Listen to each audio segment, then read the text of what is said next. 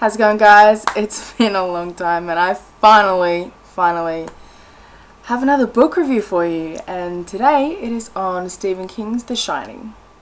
Now, before I go into this review, I just want to talk about how I got into reading this book. I found Stephen King's new book, Dr. Sleep, and I was really excited for it. I originally saw a book trailer for it on YouTube, decided I really wanted it, didn't even read the synopsis, just decided that no, I want this book. Got it, read the synopsis, found out that it takes place like 30 something years after The Shining takes place. I was like, now I have to watch it or read it, The Shining. So I watched the movie and I loved it, but I still had a lot of unanswered questions, so I read the book. Read it on my iPod. Yeah, so that's why I read it, and I just wanted to get the full experience of everything that was going on and what The Shining was, because I had no idea what The Shining was, like what it meant. And so I read it, and I'm really glad that I read it, because now I can go into Dr. Sleep with the full knowledge of what happened in the first book. So let's get into the review now. Hey, baby girl. Oh, what? This is Ginger. She's my cat. Oh, yes, you are. Yes. And she's old. She's old. That's Ginger. Now I've got hair all over me. She sheds hair. Like, if she doesn't shed hair, then she will die.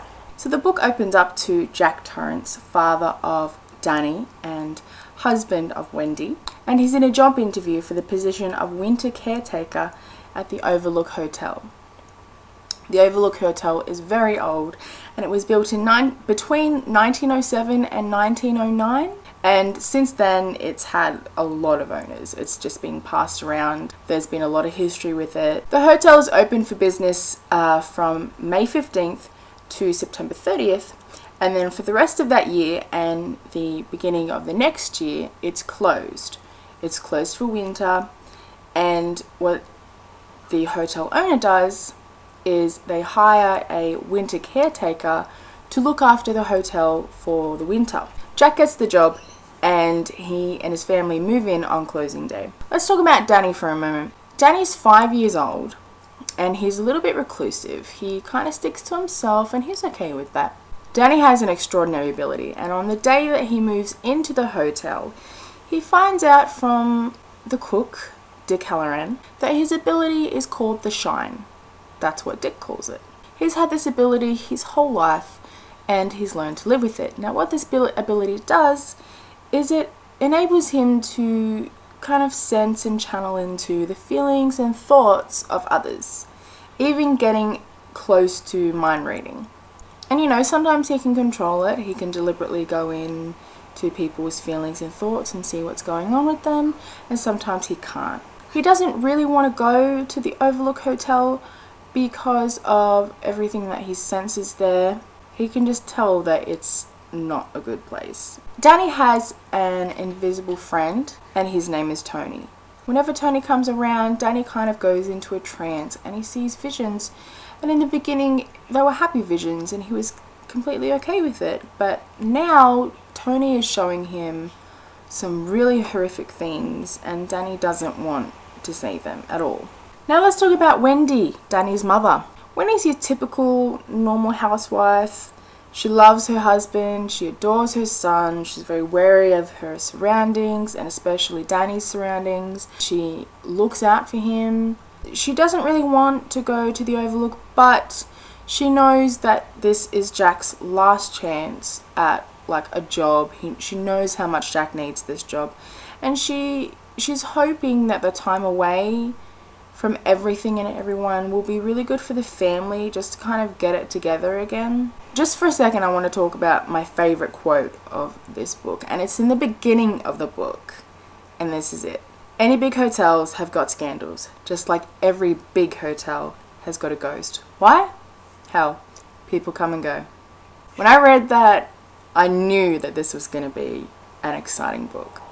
For me, the pace of the book was a little bit slow. There wasn't a lot of action going on until the very, very end of the book. The whole book, up until the big action sequences, was really just seeing the family go through their day-to-day life and then having a lot of flashbacks. We learn about Jack, about everything that he went through as a child to make him who he is today. Now, even though the pacing of the book was really slow until the end, it wasn't boring. It didn't get me to the point where I was like, I'm sick of this. When is this going to happen? Like, I know what's going to happen because I saw the movie. It was okay because through the slow period, I was learning about the hotel and I was learning about the characters, and I was seeing how they reacted to day-to-day life and seeing what they went through while they were stuck in this lonely, huge hotel. Let me just say that, like, if I went there, I'd like to say that I would handle it well, but I probably wouldn't, because I don't like hallways. I'm scared of hallways, because let's not get into that. Throughout this book, we only see 4 people's perspectives, and we only meet a couple of other characters in the book, which are only really, really brief. I love the way that Stephen King kind of portrays his characters. I love Danny's voice. I love seeing the world through his eyes. You know, he just does it really, really well. It's really, really, he's a genius. The person that I was closest to getting attached to was probably Danny. You know, just because I really sympathized with him, everything that he was going through. For me, Wendy felt a bit weak. To me, she just felt like a really weak character, like a weak woman. I mean, Jack was intimidating and scary. I liked Dick as a character. Even in the movie, I really, really liked him. Just the way he saw the world and the way he spoke and things that he thought about, I really, really enjoyed reading. Am I satisfied with the ending? I was a bit disappointed that there wasn't more action that went on. The whole book just kind of built up really slowly to this big event, and you knew it was going to happen, but then when it finally did, it was really quick. I mean, I'm satisfied with it, but I think I kind of wanted to read more as well. We learned about the Overlook Hotel as well, all the history behind it, and that was really, really interesting as well. And the previous owners, and just things that happened in the Overlook, and some of them were really cool, real fun, like the parties, but others weren't so cool. A lot of scary things happened, and because of that, there is a lot of bad energy in that hotel. I wouldn't even consider going to that hotel if I knew about the history. Personally, I love Stephen King. I have a lot of his books. I haven't read all of them. I've only read a couple. Every book that I have read from Stephen King has just been phenomenal. One of my favorite books so far from him is The Eyes of the Dragon. If you haven't read it, you definitely should check it out. Probably because it's more of a fantasy book, and I love fantasy books. But, you know, everything that I've read has just been phenomenal. All the movies that I've seen, while they could have probably had a bigger budget, the storyline has always been fantastic. I love the movie Desperation. I haven't read the book. I actually don't own that book. I should get around to getting that. But I love that movie. He's a genius, and one of the things that I love about his books that I've read so far is that you never know if it's going to have a good ending or a bad ending, because some books it does, but then others, when you think it's going to be a good ending, it turns out to be a really bad ending. And I love that. I love not knowing what's going on. You know, I love the unexpected.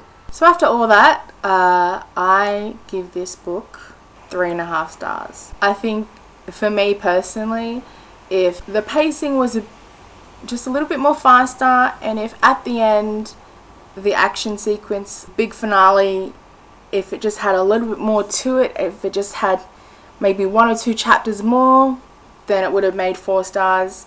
You know, it's a great book. I'm not saying, you know, I definitely recommend checking it out because it's a great book.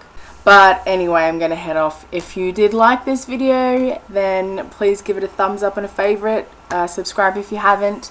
It'll really, really help me out. And stay safe, keep reading, and I will see you in my next video, alright? So bye!